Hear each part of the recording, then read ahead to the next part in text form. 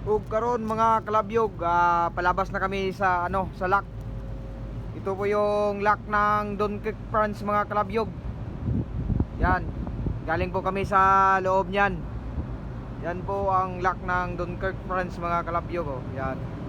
Bago ka pumasok sa loob, may lock po diyan. Yan, oh. Yan po ang lock. So, kita nyo? Yan po ang lock mga kalabyog. So, kailangan talaga may tagbot. Yan, oh. Tapos yan ang mga butsukoy. Yan, mga butsukoy mga kalabyog. Oh. Yan, yung tatlong butsukoy. Kasi palapas na kami sa lock.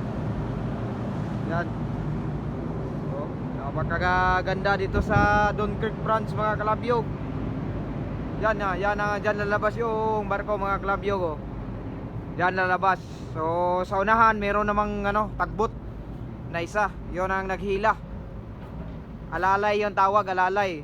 Kasi tumatakbo yung barko namin na mahina. Tapos alalay siya sa paghila. Mahirap kasi mga kalabyog kasi napakalaki yung barko namin. Ayan, oh. Oh, napakaganda ng lugar nila dito mga kalabyog, oh. Yan. Ito po yung Dunkirk France. Yan mga kalabyog. So malapit na talaga kami makalabas. Yan. Oh. Yan, nandyan sila sa unahan naman. Dyan sila si Chipmate. Mga team ni Chipmate nandyan sa unahan. Sa likod naman team ni Sikanmate pag ganitong operasyon, papasok sa lock o palabas mga kalabyog. So, waragod basta labyog lang gyapon ta pirmi. Bunal.